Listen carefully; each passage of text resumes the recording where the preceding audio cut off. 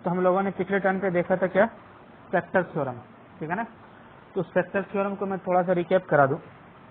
Spectre theorem को जानने से पहले हमें ये जानना चाहिए कि स्पेक्टर किसे कहते हैं, ठीक है ना। किसी पॉलिनोमियल का स्पेक्टर किसे कहते हैं, ठीक है ना। अगर हमारे पास px और qx कोई दो पॉलिनोमियल है, px और qx दो पॉलिनोमियल है, तो हम qx को px का फैक्टर तभी कह सकते हैं जब वो क्या हो जाए, qx जो है px को एग्जैक्टली डिवाइड कर दे। जाहिर सी बात है, जैसे हम 6 और 2 दो नंबर है हमारे पास, 2 को 6 का फैक्टर हम तभी कह सकते हैं जब 2 जो है 6 को एग्जैक्टली डिवाइड कर दे। सिमिलरली अगर px एंड qx हमारे पास दो पॉलिनोमियल है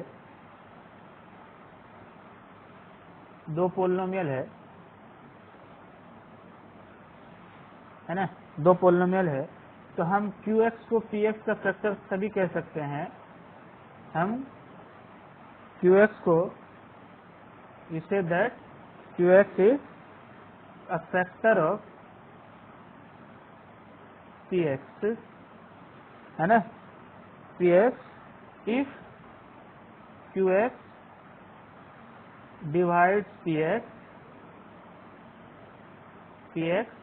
एग्जैक्टली, डिवाइड्स px एग्जैक्टली, है ना। ऐसे जब qx जो है px को एग्जैक्टली डिवाइड कर देगा तभी हम क्या कहेंगे, उसको फैक्टर कहेंगे, ठीक है। तो फैक्टर का मतलब समझ में आ गया होगा आपको।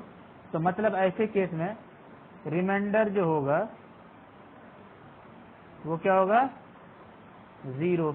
And then by remainder theorem अगर x माइनस अल्फा से इसको डिवाइड कर रहे हैं तो p अल्फा की वैल्यू क्या आनी चाहिए, 0 आनी चाहिए, क्योंकि p अल्फा हमारा रिमाइंडर के बराबर होता था, है ना। लॉन्ग डिवीजन मेथड से हम px को जब qx से डिवाइड करते थे तो रिमाइंडर जो है rx वो हमारा p अल्फा के बराबर होता था, ठीक है। तब आते हैं हम लोग फैक्टर थ्योरम के ऊपर। तो फैक्टर थ्योरम क्या कहता है कि अगर हमारे पास px कोई पॉलिनोमियल है जिनकी डिग्री 1 या 1 से ज्यादा है और अल्फा कोई रियल नंबर है, ठीक है ना, अल्फा कोई रियल नंबर है, तो यहाँ पर दो कंडीशन एराइज होगी कि अगर p alpha that is remainder अगर 0 है तो x माइनस अल्फा उसका फैक्टर होगा, मतलब जब इसको हम x माइनस अल्फा जो है इसका फैक्टर हो जाएगा।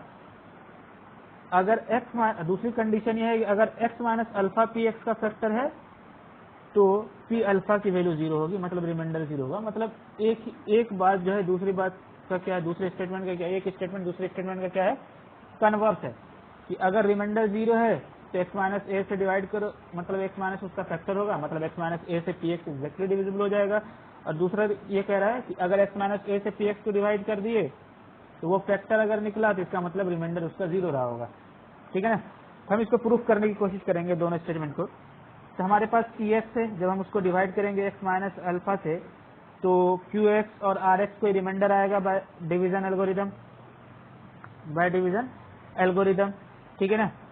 और डिवीजन एल्गोरिदम से जब हम डिवाइड करते, मतलब लॉन्ग डिवीजन मेथड से हम जब डिवाइड करते थे तो वहाँ कुछ न कुछ rx आता था रिमाइंडर, जो कि p अल्फा के बराबर होता था बाय रिमाइंडर थ्योरम, है ना। इसलिए हमने क्या कह दिया, qx with the question and the remainder and by the remainder theorem remainder rx will be equal to p alpha. तो हम dividend equal to divisor into question plus remainder लगा दिया और रिमाइंडर की जगह हमने क्या रख दिया, p alpha by remainder theorem. अब पहली कंडीशन पे जाते हैं, अगर p अल्फा इक्वल टू 0 होगा तो क्या कह रहा है, x माइनस अल्फा फैक्टर होगा। तो हमने ये मान लिया कि ये ट्रू है, तो चेक करना है कि x माइनस अल्फा फैक्टर है कि नहीं। इस इक्वेशन के अंदर p अल्फा को 0 पुट कर दे तो रिजल्ट क्या आ जाएगा, px equal to x minus alpha into qx।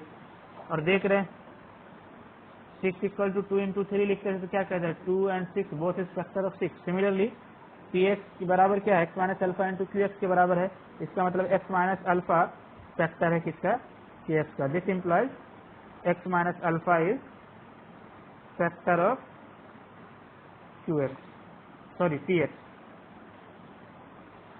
ठीक है। नेक्स्ट कंडीशन पे चलते हैं। अब क्या कह रहा है, अगर x माइनस अल्फा फैक्टर है, x माइनस अल्फा फैक्टर है तो p अल्फा की वैल्यू 0 होगी। हमने मान लिया let x minus alpha is factor, तो हमें रिमाइंडर प्रूफ करना पड़ेगा p अल्फा 0 है।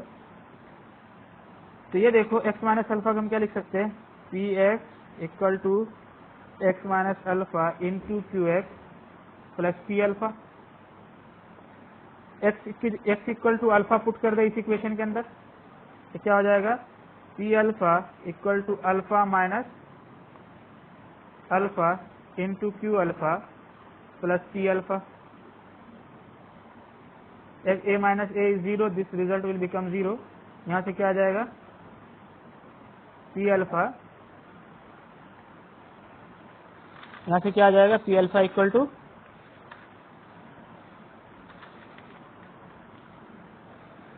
यहाँ से क्या आ जाएगा हमारा, पी अल्फा इक्वल टू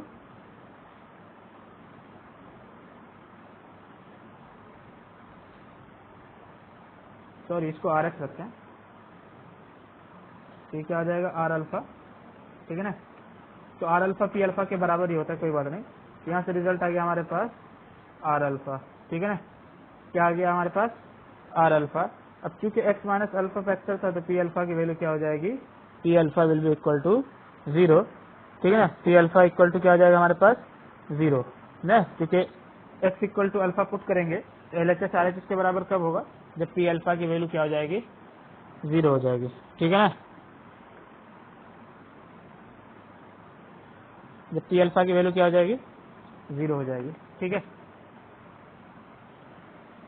तो कुछ क्वेश्चन लेते हैं हम फैक्टर थ्योरम के ऊपर, बल्कि पॉलिनोमियल के ऊपर। हमारे पास कुछ क्वेश्चन है, find the value of alpha for which 2x minus 1 is a factor of this expression 8x की power 4 plus 4x cube minus 16x square plus 10x plus m. Find the value of a, this will be a, ठीक है। तो question के अंदर given है क्या, 2x minus a क्या है, इसका फैक्टर है। It is given that qx which is gx which is 2x minus 1, जो कि क्या है, इसका फैक्टर है। अगर इसका फैक्टर है तो पी अल्फा की वैल्यू क्या होनी चाहिए, जीरो होनी चाहिए। तो यहाँ से gx इक्वल टू जीरो करके x की वैल्यू क्या आ जाएगी, 1/2। इसका मतलब है क्या हो गया, अल्फा की वैल्यू क्या आ गई, 1/2। अल्फा हम ऐसे निकालते थे जो भी, क्योंकि अल्फा क्या होता था, x minus alpha equal to zero put करोगे तो x की वैल्यू क्या आ जाएगी, अल्फा आएगी, और यही था अल्फा हमारा रियल नंबर, ठीक है ना। तो पी अल्फा की वैल्यू क्या होनी चाहिए, जीरो होनी चाहिए। तो पी एक्स हमारा ये है, तो पी अल्फा जीरो होना चाहिए। तो हम क्या कह देंगे, P alpha should be equal to zero. तो P alpha equal to zero, तो मतलब यहाँ पर अल्फा की जगह क्या है, 1/2, तो P 1/2 should be equal to zero होना चाहिए। तो हम यहाँ पर पुट कर दें, तो क्या हो जाएगा, 8 इंटू 1/2 होल की पावर 4 प्लस 4 इंटू 1/2 का होल क्यूब माइनस 16 इंटू 1/2 का whole square plus 10 into 2 plus a should be equal to 0. From here you will get 8/16, that will become 1/2. 8/16 plus 4/8 minus 16/4 plus 20 plus a should be equal to 0. यहाँ से क्या आ जाएगा, ये आ जाएगा 1/2, ये हो जाएगा ये भी हो जाएगा 1/2, ये हो जाएगा 4 4 16। The result will be 1/2 plus 1/2 minus 4 plus 20 plus a should be equal to 0।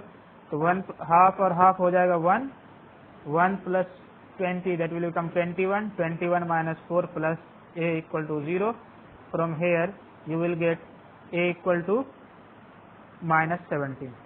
तो अल्फा की वैल्यू, a की वैल्यू क्या हो जाएगी, माइनस 17 हो जाएगी, ठीक है ना। कह रहा है without actual division prove that इतना is divisible by X square minus 3x plus 2। Question number 2 की तरफ चलते हैं।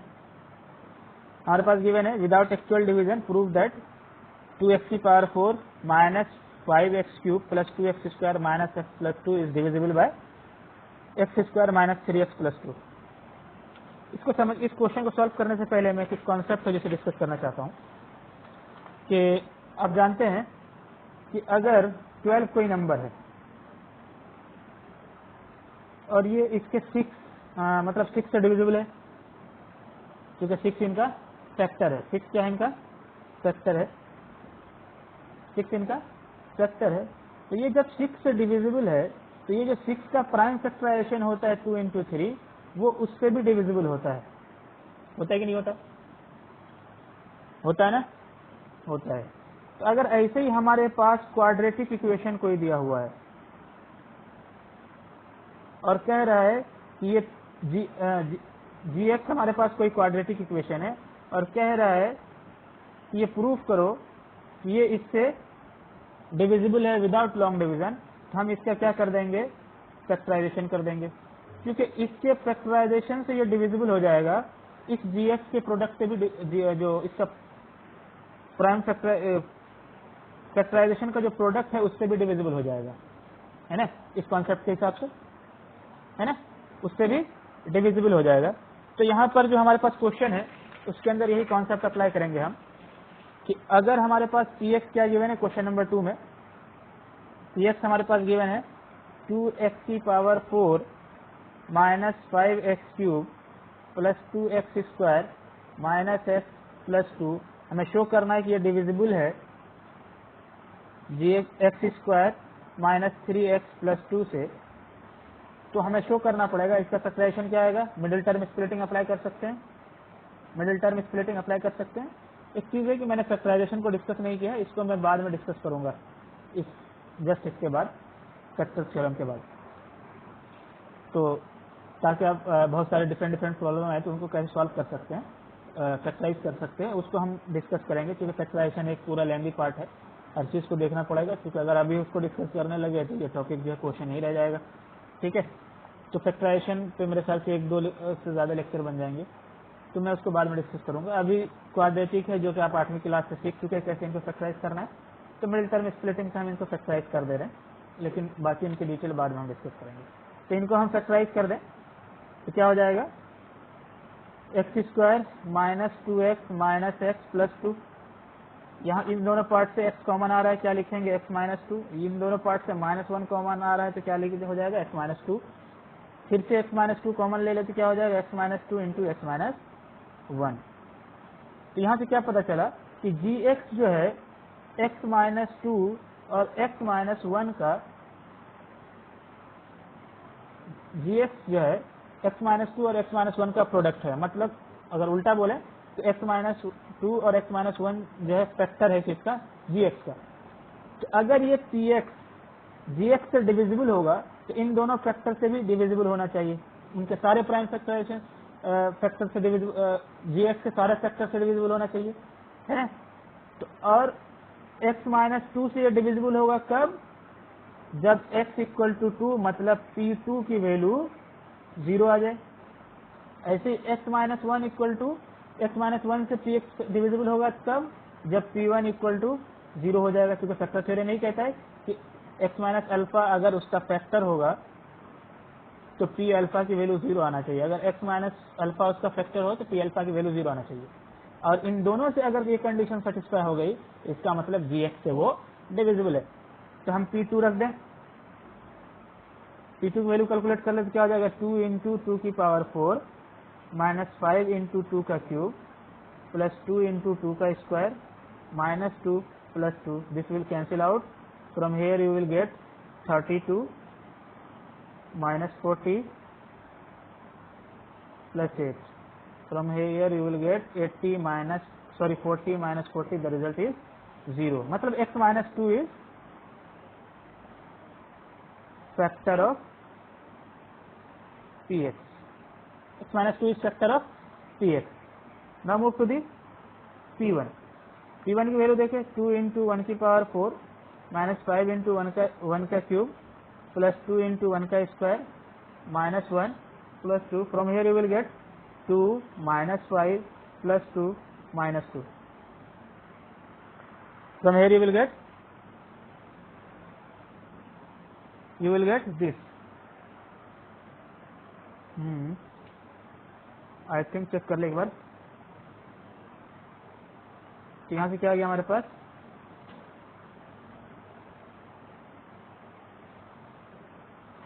ओहो, -1 + 2, सॉरी दिस इज -1 + 2। यहाँ से क्या हो जाएगा, 2 2 4 2 6 -5 -1 that will give you -10, the result is 0। तो मतलब क्या है, x - 1 is also factor of px, और gx क्या था, x - 2 इंटू x - 1 के बराबर है। That's why this employees gx is also the factor of px। इस तरह से gx भी क्या हो गया, px का फैक्टर हो गया। gx भी क्या हो गया, px का फैक्टर हो गया, क्योंकि उनके दोनों फैक्टर से px डिविजिबल है by the factor theorem. We will move to the third one. The third question is, if x की पावर 100 plus 2x की power 19 plus k is divisible by x plus 1, then find the value of k। It is given that जो हमारा px है x की power 100 plus 2x की power 99 plus k, इस बार given है कि x plus 1 फैक्टर है, ये गिवन है। और जब ये गिवन है कि x plus 1 इसका फैक्टर है, जब गिवन है कि x plus 1 इसका फैक्टर है, तो यहाँ से ये बात कंफर्म हो गई कि x plus 1 = 0 पुट करेंगे तो क्या आ जाएगा, x = -1। That means t - 1 will be 0 bye the factor theorem. क्योंकि x plus alpha x minus alpha factor होता था तो t अल्फा की वैल्यू 0 होती थी। तो यहाँ पर हम क्या कर दें, यही कंडीशन अप्लाई कर दें, t - 1 should be equal to 0। तो दैट मीन्स t - 1 इज -1 की पावर 100 प्लस 2 इंटू -1 की power 99 plus k should be equal to 0। This implies 1 की पावर -1 की power 100 that will become 1 क्योंकि इवन पावर है, and from here you will get -2 क्योंकि -1 की power जो है वो ऑड है तो नेगेटिव रिजल्ट आएगा, और -1 into 2 that will come -2 plus k equal to 0। From here you will get k equal to 1। इस तरह से हम फैक्टर थ्योरम या इससे रिलेटेड जो भी क्वेश्चन है उनको हम सॉल्व कर पाएंगे, उनको हम क्या कर पाएंगे, सॉल्व कर पाएंगे। ठीक है, तो इनको यहीं तक रखते हैं और हम लोग चलते हैं अब लोग फैक्टराइजेशन की तरफ, है ना। तो यहाँ से अब हमारा शुरू होता है क्या, फैक्टराइजेशन। ठीक है, तो फैक्टराइजेशन के लिए मेरे ख्याल से नेक्स्ट लेक्चर शुरू किया जाए। Thank you, will meet in the next lecture.